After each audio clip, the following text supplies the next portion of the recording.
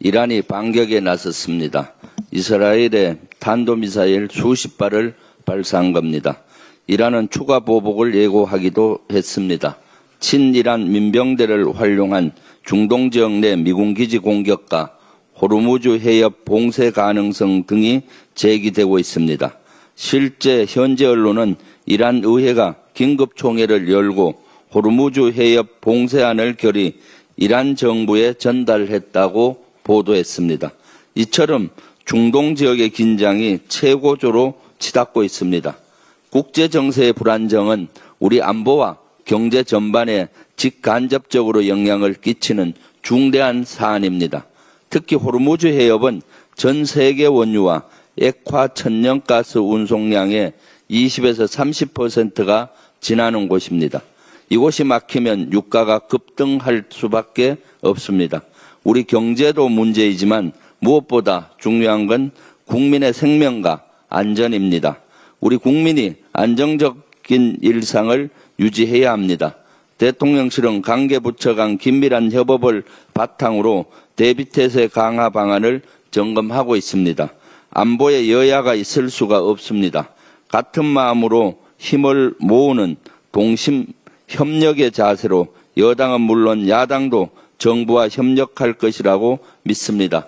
특히 민주당은 국민의 안전과 국가 경제의 안정을 지키기 위한 이재명 정부의 노력을 적극적으로 뒷받침하겠습니다.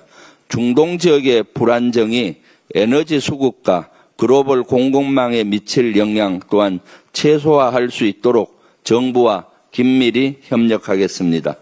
지난 20일 코스피가 3,000선을 회복했습니다. 3년 6개월 만의 일입니다. 이재명 정부 출범 이후로는 보름 만입니다. 그만큼 이재명 정부의 경제정책에 대한 국민의 신뢰와 기대감이 커진 겁니다. 다만 중동발 글로벌 위기로 인해 지금 이 시각 주가는 2,980선으로 떨어졌습니다.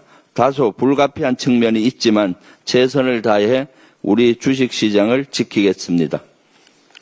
이재명 대통령도 어제 여야 지도부와 오찬회동에서 우리 경제 상황 그 바탕이라고 할 수 있는 외교 안보 사항을 같이 점검하자. 외교 문제는 여야 없이 공동 대응해야 한다고 강조했습니다.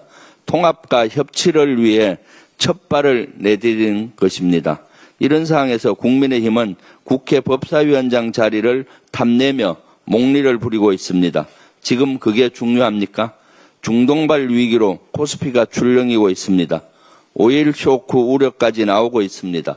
나라 경제와 국민의 안전은 안중에도 없습니까? 오로지 상임위원장 자리에만 관심입니까? 위원장의 임기는 2년입니다. 지난해 국회 개원 당시 국민의힘이 합의했습니다. 기억이 안 나면 속기록을 찾아보시기 바랍니다.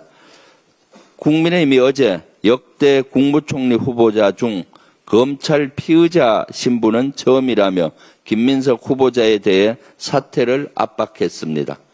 그러나 이런 상황을 만든 건 국민의힘과 정치 검찰입니다. 둘 사이가 특수관계는 아닌지 의심스러울 정도입니다. 실제 검찰은 국민의힘 측에서 고발한 김민석 후보자 재산 관련 의혹 사건을 불과 하루 만에 수사부서인 형사 1부에 배당했습니다. 국회 인사청문회도 거치지 않았는데 검찰이 먼저 움직인 겁니다. 국민이 뽑은 대통령의 인사권을 훼손하는 행위입니다. 국민의 판단에 영향을 끼치겠다는 정치검찰의 악의적인 의도입니다. 이는 검찰의 쿠데타 시도로 볼 수밖에 없습니다. 만약 검찰이 고발인 조사마저 서두른다면 국민의힘과 한통속이 돼 인사청문회에 본격 개입한다는 명백한 신호입니다. 민주당은 두 눈 크게 뜨고 지켜볼 것입니다. 좌시하지 않고 강력히 대응할 것입니다. 이상입니다.